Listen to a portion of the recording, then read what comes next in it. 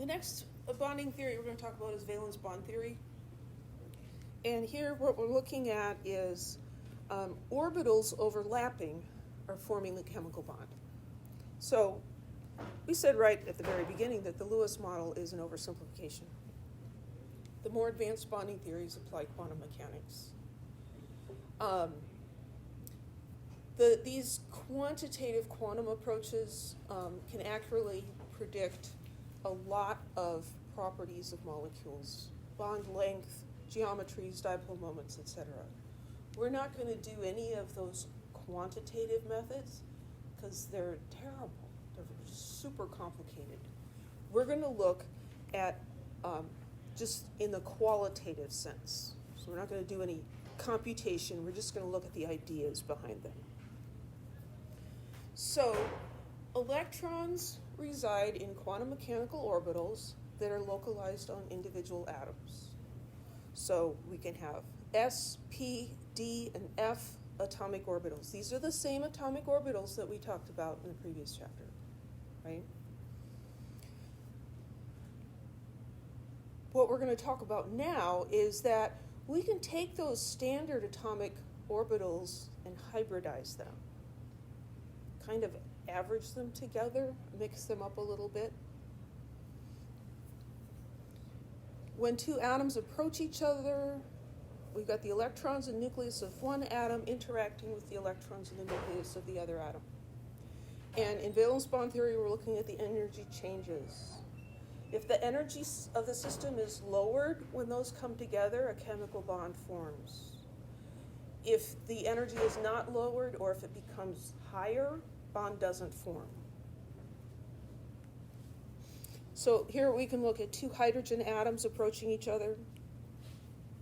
So here we have this is the distance. So here the distance is bigger and they're getting closer and their orbitals are starting to overlap and closer.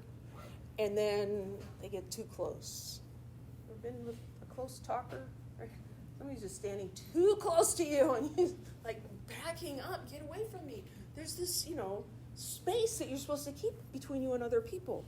So this is that socially acceptable space. Too far away, maybe it's hard to hear each other, so you get a little bit closer. But if you get too close, then you back off, right? It's the sweet spot. So here they're too close, and then the energy goes back up again. So this is the bond energy in the bond length. It's where the energy is lowest when those two atoms are interacting with each other.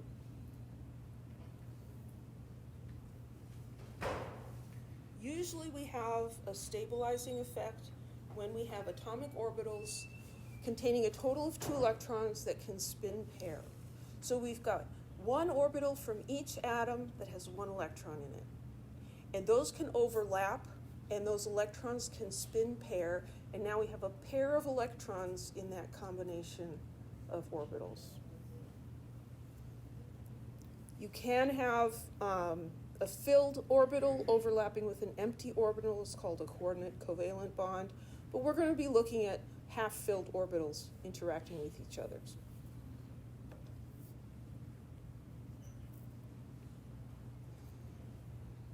So valence electrons of atoms in a molecule are in quantum mechanical orbitals.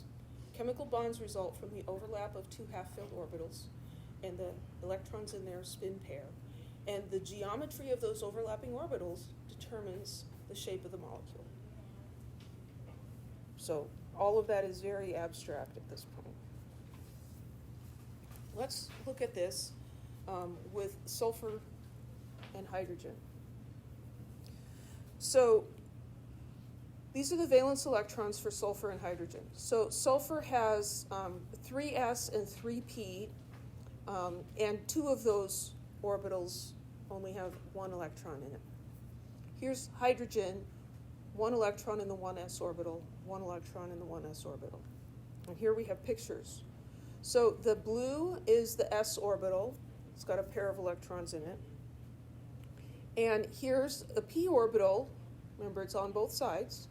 There's the p orbital that is this lone pair. And then this one is half-filled, and this one is half-filled. And so this half-filled orbital overlaps with hydrogen's half-filled orbital, and those electrons spin pair. They flip so they're sleeping upside down in the bed relative to each other, and this one spin pairs. Kind of okay? So what's the geometry? Yeah, so what is the geometry? So this is nice, but the actual bond angle is 92. Valence bond theory predicts that it's 90, and Vesper says, well, it's going to be less than 109.5. And so we're like, well, that's not too bad.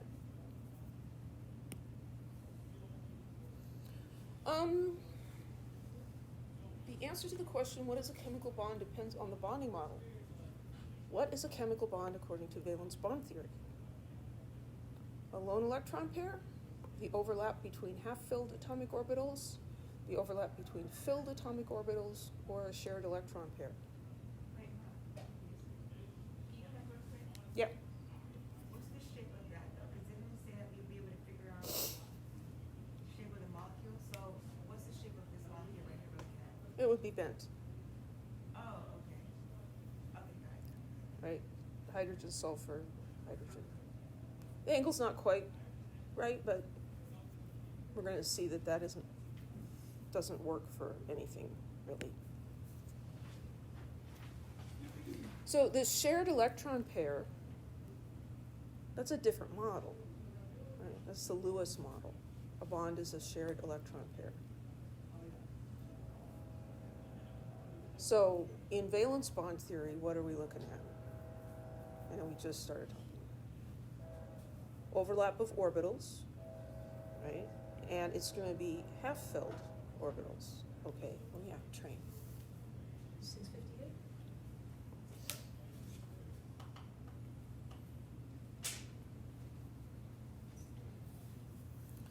So it's the overlap between half-filled orbitals.